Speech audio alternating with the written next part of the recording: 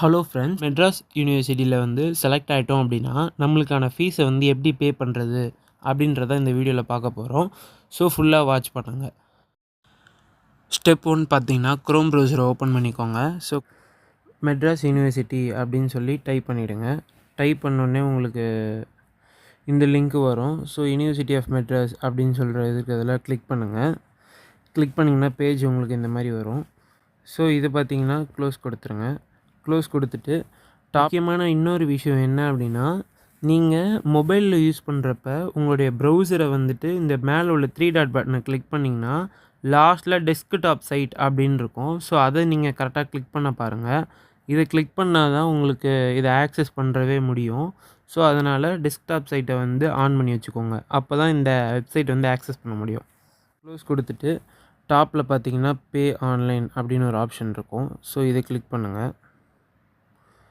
So click பண்ணிங்க அப்படின்னா உங்களுக்கு இந்த மாதிரி பேஜ் ஓப்பன் ஆகும். இதில் நீங்கள் லாஸ்ட்டாக ஸ்க்ரோல் பண்ணிக்கோங்க. ஸ்க்ரோல் பண்ணோடனே கீழே பார்த்தீங்கன்னா கண்டினியூன்னு இருக்கும். ஸோ அதை கிளிக் பண்ணுங்கள். கிளிக் பண்ணோடனே உங்களுக்கு இந்த மாதிரி ஒரு பேஜ் ஷோ ஆகும். ஸோ இதில் நீங்கள் என்ன பண்ணணும் அப்படின்னா ஃபீஸ் கட்டுறதுக்கு இந்த கேட்டகரியை செலக்ட் பண்ணிவிட்டு லாஸ்ட்டில் பார்த்தீங்கன்னா யூனிவர்சிட்டி டிபார்ட்மெண்ட் ஸ்டூடெண்ட்ஸ் அப்படின்னு இருக்கும். ஸோ அந்த ஆப்ஷனை கிளிக் பண்ணிக்கோங்க. கிளிக் பண்ணி முடித்தோடனே உங்களுக்கு இந்த மாதிரி பேஜ் ஷோ ஆகும். ஸோ இதில் பார்த்தீங்கன்னா ரெஜிஸ்டர் நம்பர் அப்படின்னு சொல்லி கேட்டிருப்பாங்க.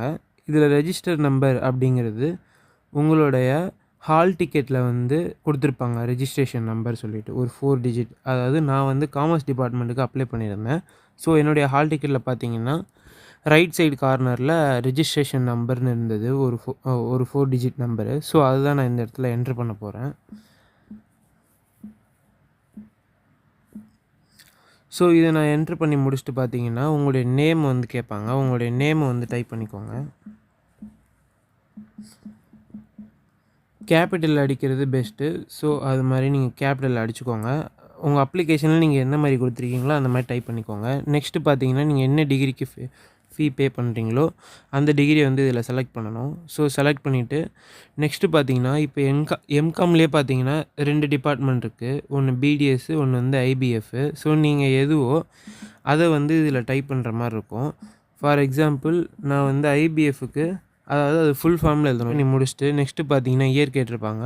ஸோ இது வந்து நம்ம ஃபஸ்ட் இயர் ஃபீஸ் தான் கட்டுறோம். ஸோ அதனால் 1 அப்படின்னு கொடுத்தா போதும். செமஸ்டர் பார்த்தீங்க அப்படின்னா இதில் வந்து பல செமஸ்டர் கேட்டிருப்பாங்க. நான் ஆஃபீஸ் ரூமில் கேட்டதுக்கு அவங்க செமஸ்டர் 1னே செலக்ட் பண்ணுங்கள் அப்படின்னு சொல்லியிருக்காங்க.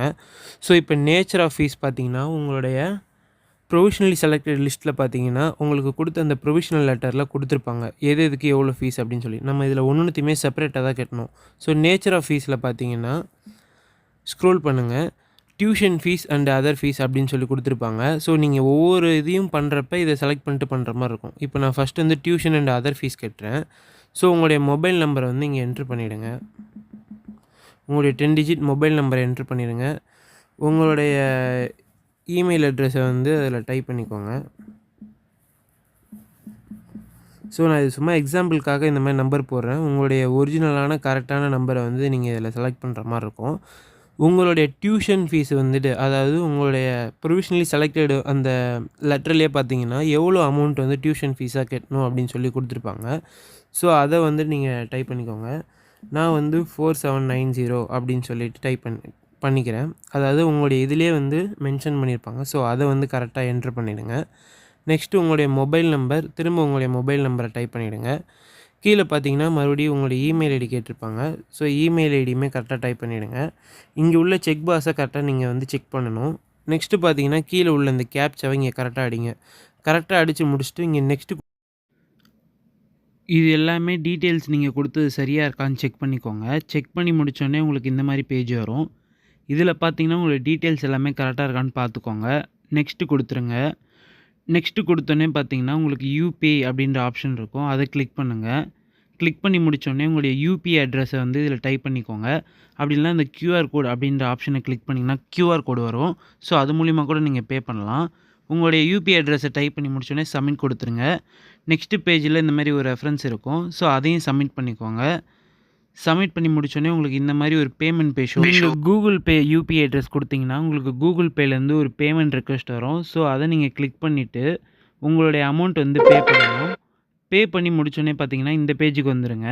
பேமெண்ட்டு சக்ஸஸ் ஆனோடனே பார்த்தீங்கன்னா, உங்களுக்கு வந்து ஒரு ரெசிப்ட் வந்துரும். ஸோ, இத நீங்க வந்து டவுன்லோட் பண்ணி வச்சுக்கலாம். ஸோ, டவுன்லோட் பண்ணுறதுக்கு நீங்க கீழ உள்ள அந்த பிரிண்ட் ஆப்ஷன் அப்படின்றத கிளிக் பண்ணிங்கன்னா, உங்களுக்கு பிடிஎஃப் டவுன்லோட் பண்ணுறது வந்து ஷோ ஆகும்.